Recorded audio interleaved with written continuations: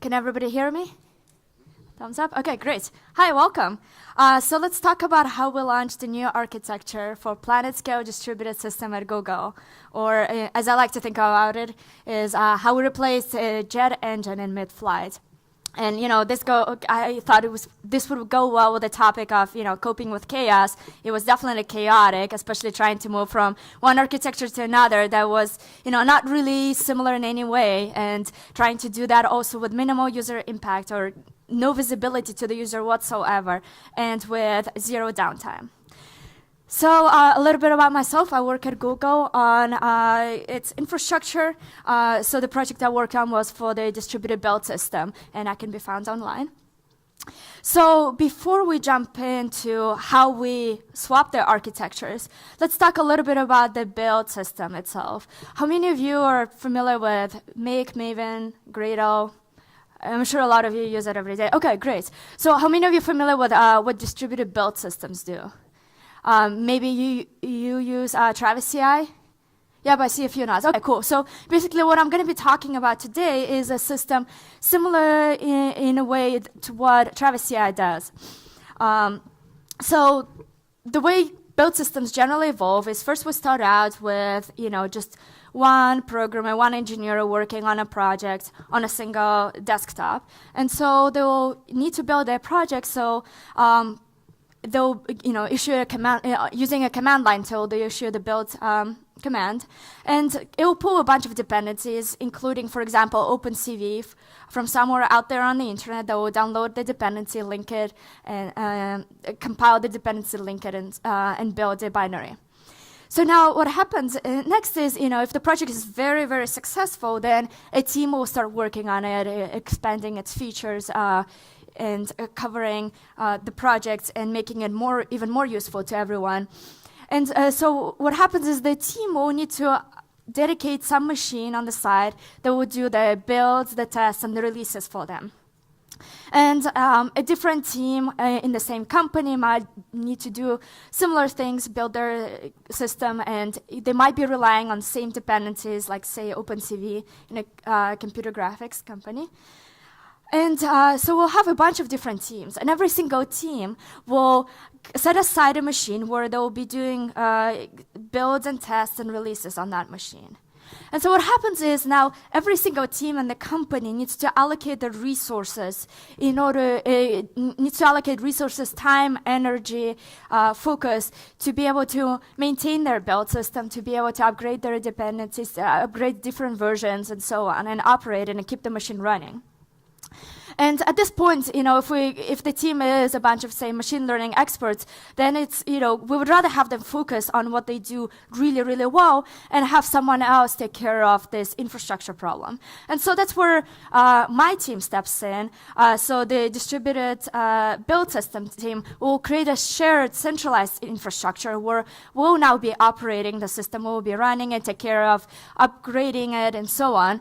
And we'll focus on providing the best user experience possible, while the other teams will continue building their projects through our system, and but they don't have to dedicate any amount of focus, any amount of energy on making sure that the system runs and works as expected.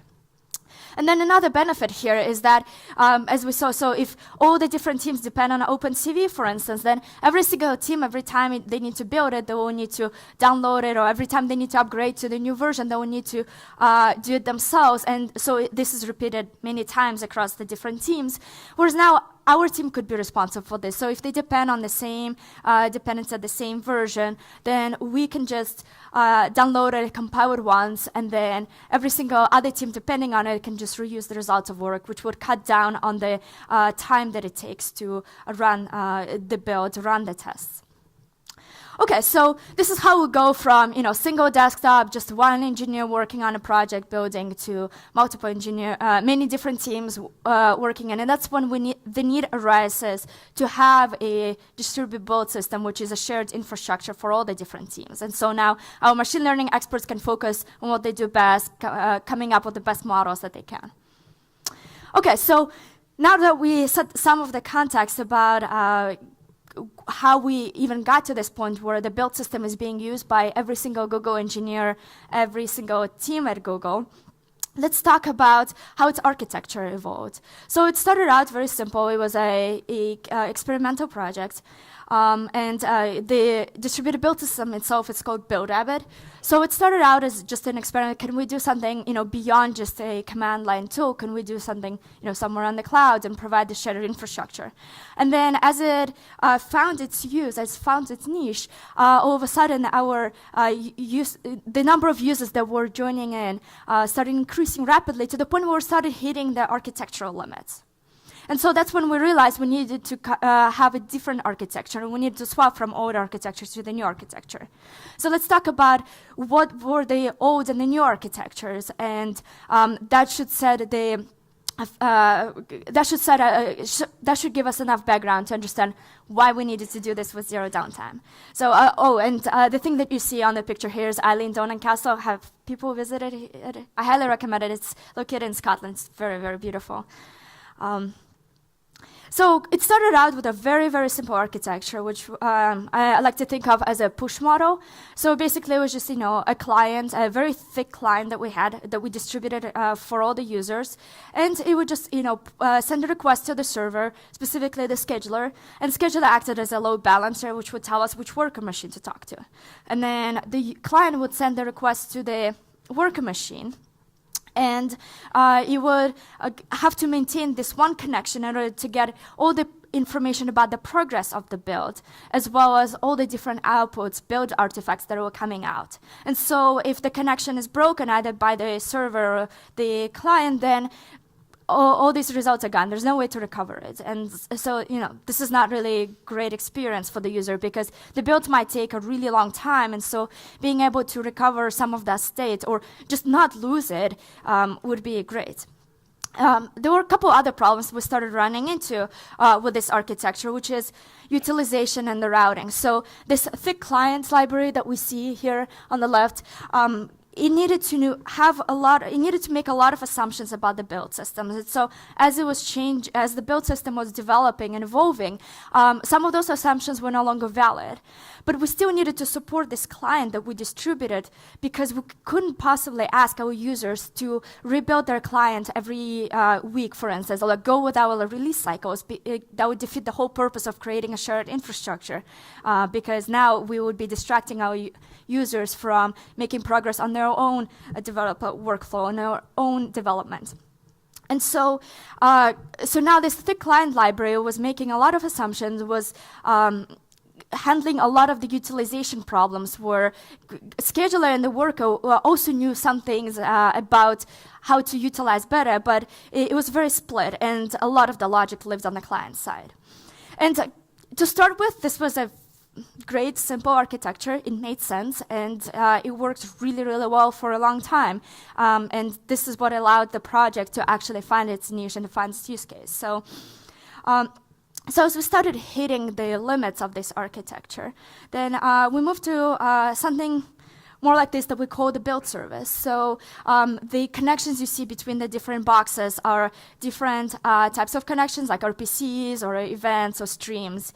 And so I'll walk you through it. So basically now, instead of the user talking to the scheduler trying to find which worker should execute it, would just put it on a persistent queue. And then it would just, the user's free to go away because now we keep track of this build. And so whenever the worker would have some free slots to execute the build, then it would get it off the build of the persistent queue, and then it would start executing. And so now it would produce two different types of outputs. One is the build progress information, which the user was free to sign up to receive or not. So if the user was running 100 different tests, maybe they wanted to know the first test that starts failing so they could abandon their test, or maybe they just wanted to know which of the ones failed. And also the build system was producing the build artifacts, those binaries.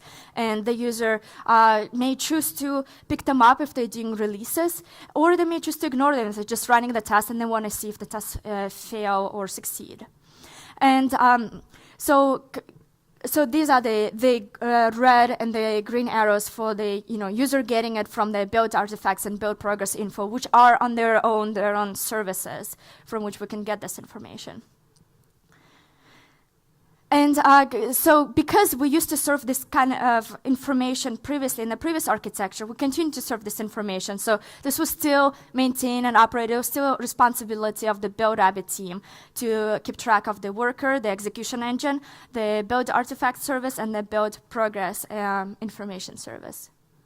And so comparing these two architectures side by side is, one is just a push model where it just, pushes the work and maintains the direct connection. Another one is the pull model where it just puts it on the queue and then it just pulls the information about the ongoing build and the results of the build once the build completes. So another thing that happens here is that what we notice is the resilience logic, the control of what's happening in the build system used to live in a very thick client library. And over time, build system as a whole basically centralized this control over this logic into its own services. So now the user, all they need to know is how to put the work onto the queue. And then they don't really have to deal with transient failures that might happen inside the build system that only we really know how to interpret well. And also the fatal errors that if the user gives us something that doesn't compile, then we want to let them know that as soon as possible instead of trying to execute something that just doesn't work.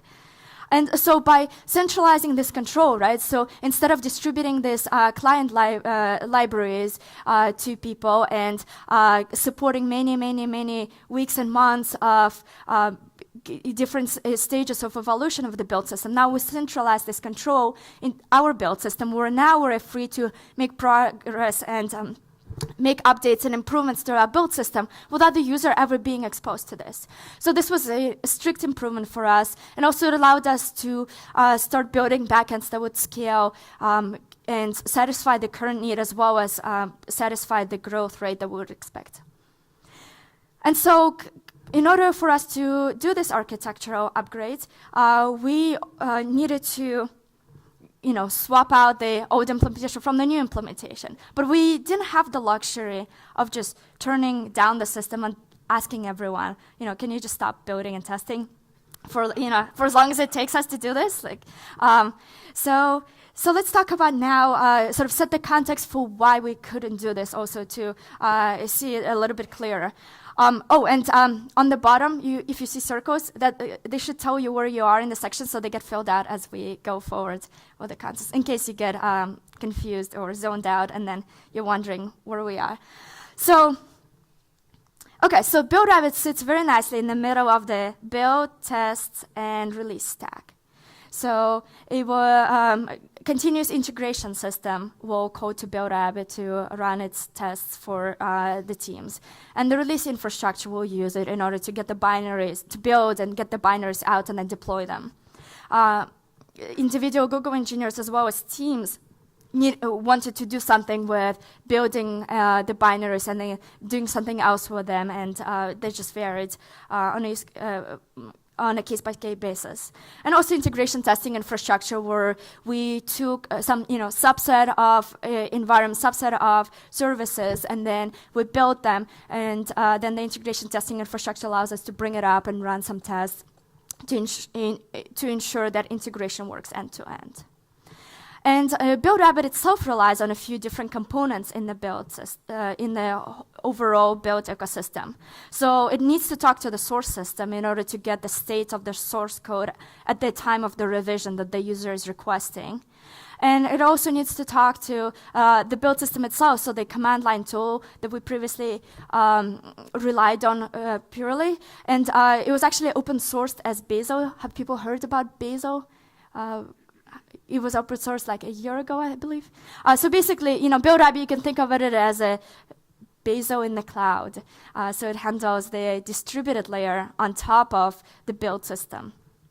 And Bazel, or Blaze internally, would, after the outputs are created, will put them into build artifact storage. And then Build Rabbit would know how to retrieve them via symlinks. So now, Because Build Rabbit sits very nicely in the middle of the stack, we couldn't just ask all of our users to, stop executing the integration tests. Also, there are roughly 45,000 commits going through every day through the code base, and 15,000 of them are by humans, and 30,000 of them are by robots. So, automated scripts, right? Anything we can automate is good because, for instance, on this infrastructure team, the Build Rabbit team, there was only 7 of us. So, anything that I had to do twice was already, waste of everyone's resources. So we tried to automate as much as we could just because we don't have enough people to keep doing the same tasks over and over again. And so these automated scripts now would start failing if we just, turn down our system, and good luck trying to figure out exactly how that would manifest itself across the company. And we would get something around 5 million requests per day going through Build Rabbit, and that's during business hours as well as off business hours on weekends. And we'll get petabytes of output artifacts. So unfortunately for us, downtime was not a luxury we could afford.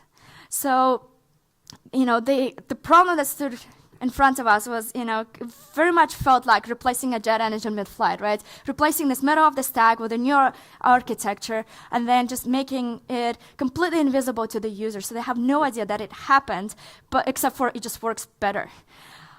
So the hardest part of preparing for this talk was finding an image that reflected exactly how I felt working on this, and I couldn't find any images. Apparently you can do aerial refueling, but not replacing jet engines. I don't know enough about aviation, but so I had to draw something, and that person, the red person, that's how I felt, trying to do this and trying to, not have the whole build test system go down. Granted, for the part that I was working on, our first user was a continuous integration system, which is used by every single team, like multiple times during the day. So, no pressure there, right? So let's talk about how we did the migration with zero downtime. And specifically, I'll talk about more the general takeaways that will hopefully be helpful to you. This talk is not specific to this build system, even though it is motivated by that because this is how we did our migrations. But I think a lot of you have worked on or are working on systems that will just have much larger user base than you started out with or you even anticipated. And so hopefully you'll find this useful in your work.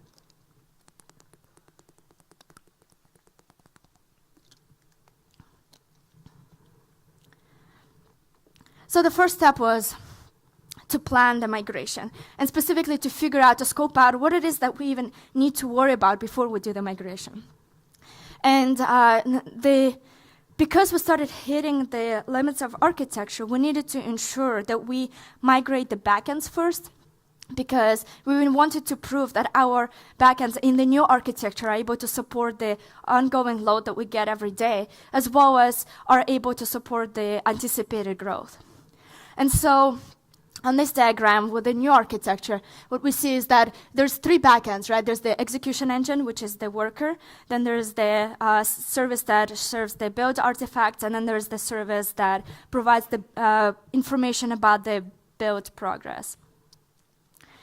And so these are the components that we need to migrate before we actually make any changes to the client library that we distribute across our users.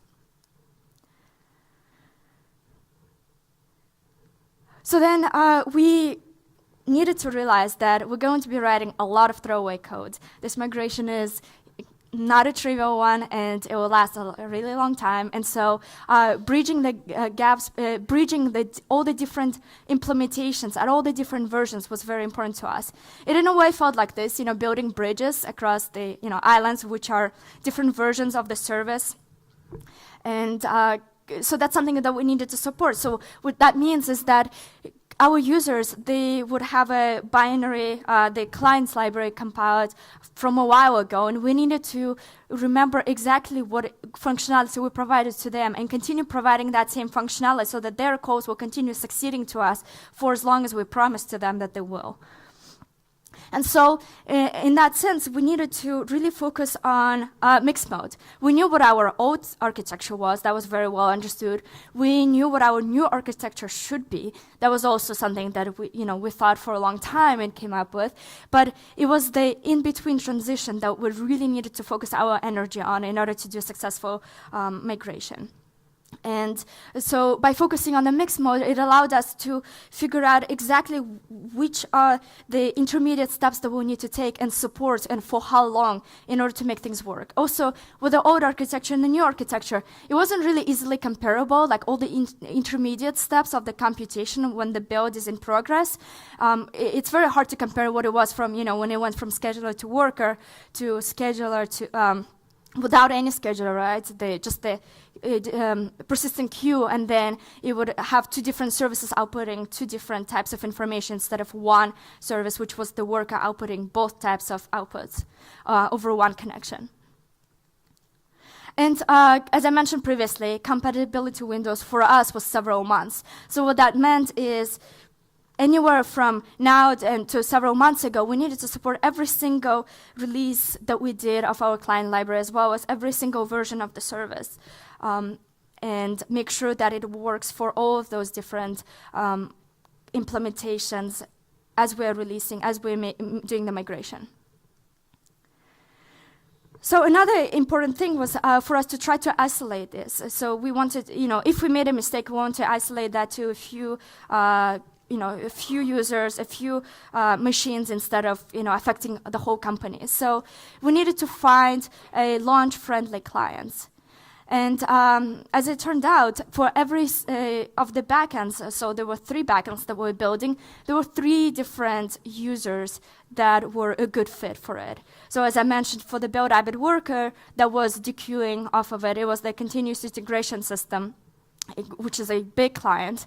For some of the other ones, it were some of the smaller clients that we could pick and try on. And these are the clients that we wanted to work with very closely with. And so we needed to find someone who could dedicate their time and energy and resources to work closely with us and help us do the migration, and also could benefit most from this transition, so we could prove that it actually works as intended. And since we were doing 3 different backends, we couldn't assume that all of them would be developed at the same time.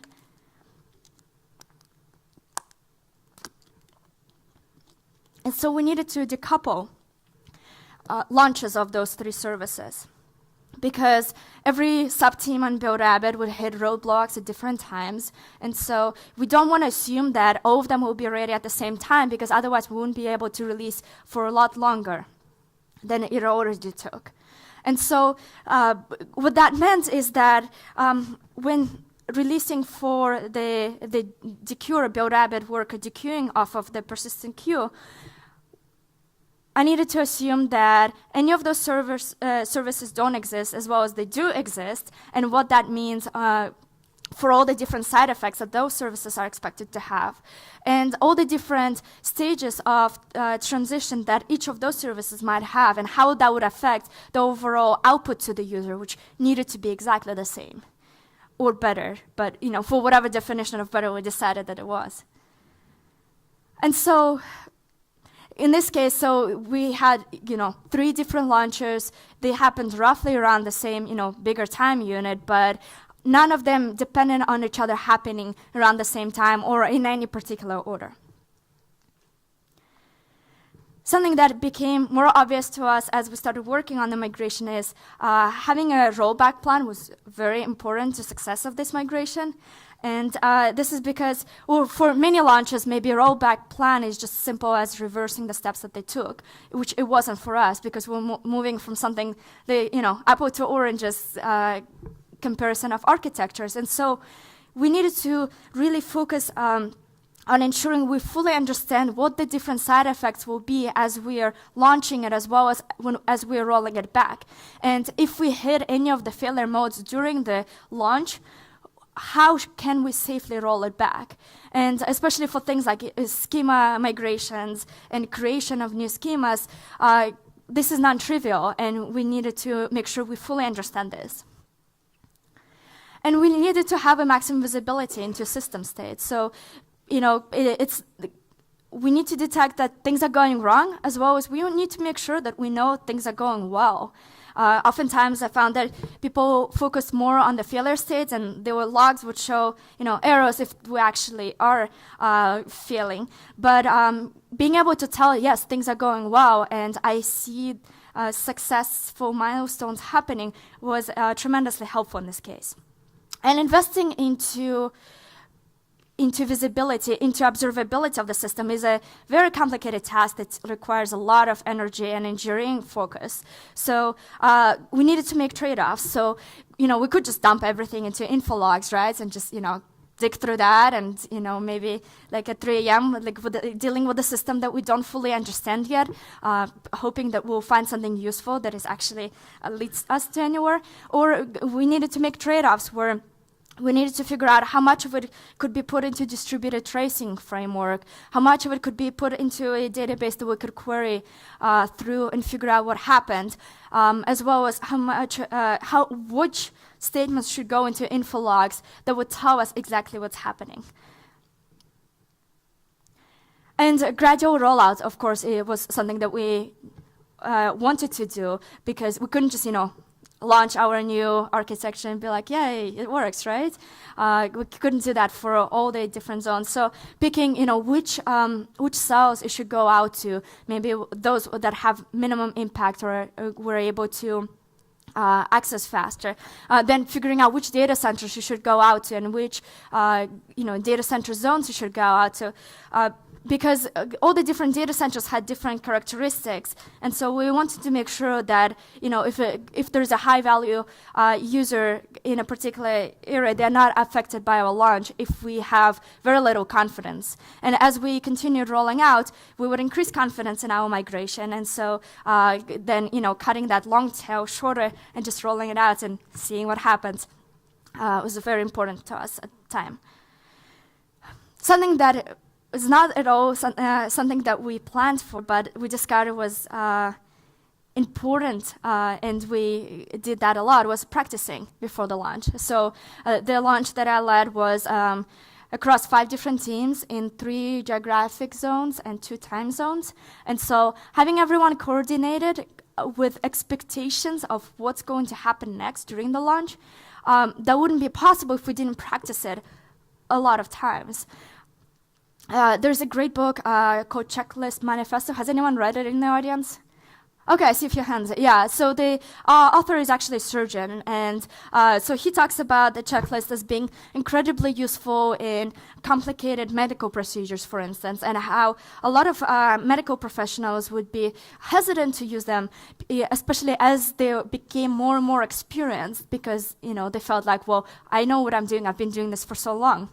The problem is those checklists were not there to, teach someone, instruct someone how to do things. They were there to prevent the silliest of the mistakes, which is, as we prepared for the launch, we've been working really hard, and fatigue wears you down, and it was more and more likely they would make some of the silliest mistakes that we obviously knew shouldn't happen, but would happen anyway. And so checklists were incredibly useful in that case to prevent those.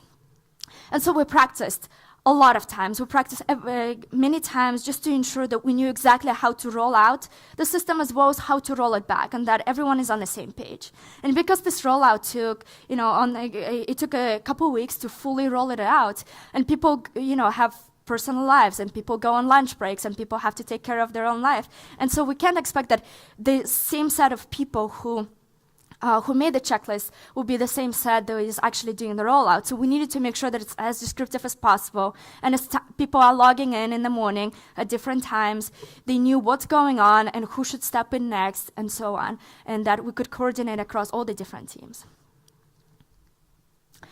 So our migration went well. It took me 2 months to believe that it actually happened, and it wasn't paging, which was great. And so now the next steps are, of course, the long tail, which is once you prove that it works for the initial set of clients, getting it out to everyone else out there. But these are some of the general takeaways that we got from our migration. And this is something that really allowed us to do a successful migration and prove that this, not only does this new architecture works really well and meets our requirements, but also that we now know exactly how we can migrate our users, the leftover users that were not the original set of initial launch-friendly users, onto the new system. Great, so I have 10 minutes left, so I'll take any questions you all might have. Thank you.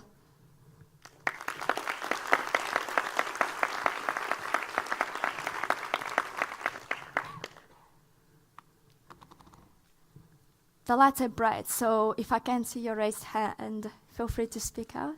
You quoted a statistic about the number of commits today.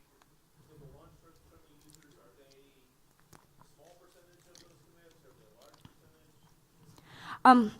So the question is, I quoted that we have roughly 45,000 commits, and those launch-friendly clients, were they the smaller subset or the bigger subset? It was both. So for two of the backends, the launch-friendly clients they were smaller percentage of clients. They would be less affected by it, and so their commits would be much less affected, and we would work with them much directly. For one of the launches, which was the build Rabbit Worker dequeuing off of the persistent queue, that was every single commit would be affected. So this was because our launch-friendly client was the continuous integration system. So every single commit going through would have to run these tests through the system, which would have to call into our new architecture through our new code paths, which is why it made the migration so much more fun.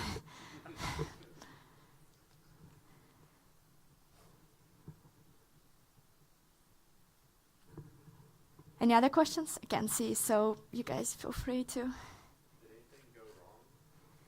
Did anything go wrong? So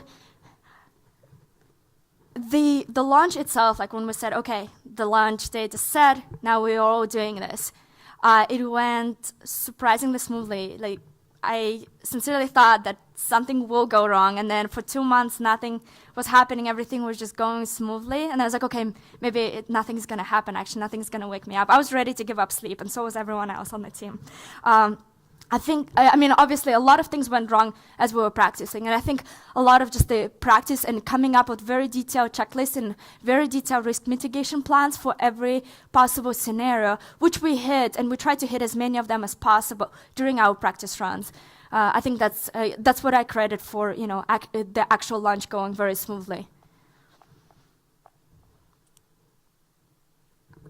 Can you talk a bit about how you guys did that? Like the trial runs?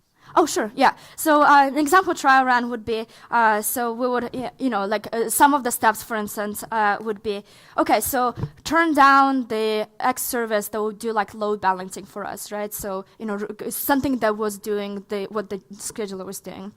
And then turn down another thing that was routing to it.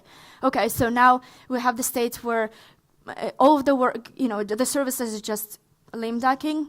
All the work isn't no new work is being accepted. And so then we needed to bring up the new services, right? But we also needed to bring them up, in stages, just to make sure that we don't overload. And also, we couldn't start accepting the work until we bring up enough of them to start serving the workload while other ones are coming up just to save time. And so this required coordination across 3 different teams. And so we would basically have, step 1, this team steps in and executes this command to, turn down the jobs. Step 2, command B steps in to turn down next set of jobs. And then third step would be, bring up the jobs. Then we would let it soak some of the traffic and just check after, a couple hours for us was the timeline that the logs are doing fine. As soon as we see something going wrong or our metrics indicating that, things are unhealthy, immediately turn it down, roll it back. And then, then we'll set up the next experiment, which would be trying this again, but trying to get through more steps, as many steps as possible. So we had some idea about what steps should be, right? Which is turn down this job bring up, these jobs check these and these things are happening, check out that the metrics are healthy for this particular events, and then, then we consider it success. And then over time, we refined this plan because we found that, for instance, a metric for detecting health, whether we're draining the queue at an expected speed, wasn't correct, it wasn't demonstrative enough, so it wasn't revealing the problem. So we needed to, come up with better metrics and come up with better indicators for whether the systems are healthy. And so it was just like very much an iterative process where over time we tried to make sure also that we cross-pollinate knowledge as much as possible so that all the teams could, step in if they really need to at the time to do other teams' job. And the reason I'm talking about the different teams, right, so we have our site reliability engineers that are very experienced in operations, but then our developers also have to be experienced in operations and have to be able to handle anything related to that.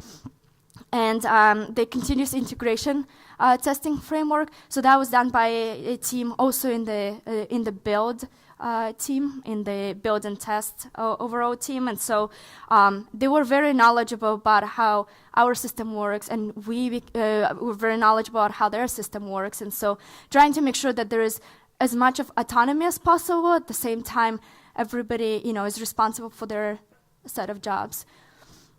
And I can't reiterate enough, just, going through it and making sure that we try it over and over and over again, and we can get through to the point where we can declare success and then do it again. And then make sure that it's still successful, and we did, it wasn't just a chance. It wasn't just in luck that we got it up successfully. Yep. What was your estimated ratio of time you spent developing the new system versus practicing the rollouts? So the question is the time spent developing the system versus practicing. So it was at the beginning. Let's see. I would say it was somewhere 30% developing, then 40% this mixed mode where we were developing and practicing at the same time, because we would run into issues. And then so while we will have the next experiment schedule where everybody's is ready to dedicate their time, but they're going to be also working on the fixes from the previous issues that we discovered. And then the 30% was just practicing and making sure that all the metrics are up and running, all the different observability stuff is up and running. So I would say 30% just pure development, then 40% practicing and developing, which included mostly bug fixes, and then the rest of the 30% was practicing and making sure our alerting, our monitoring, all of that is in good shape. Any other questions?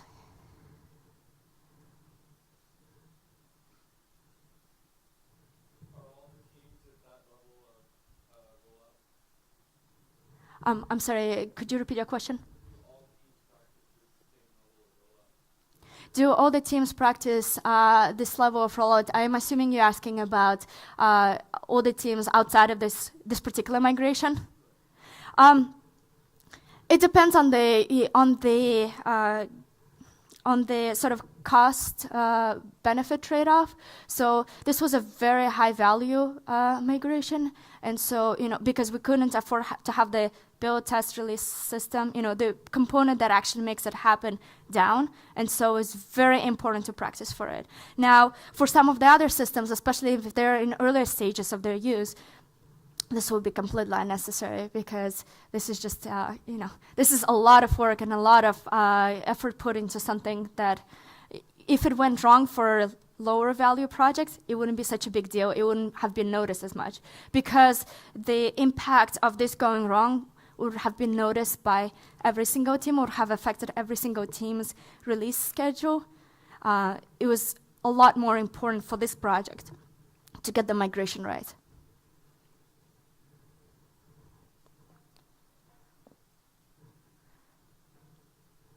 Any other questions? I think I see a few hands raised, but I can't see the lights are too bright, so feel free to yell out the question.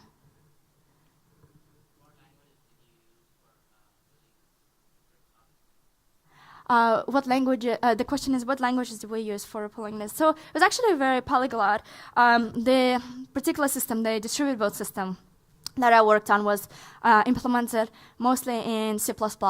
Our clients were available to our users in Java, Python, C++, the standard languages that Google uses, and then the continuous integration testing framework that was our first user was in Java, and then for other backend releases, we had systems in Python and C++. So it's very much polyglot.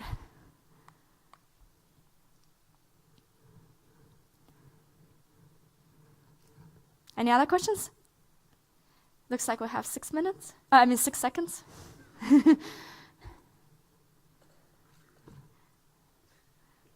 It went up to 17 seconds, so maybe we're over time. Okay, well, thank you.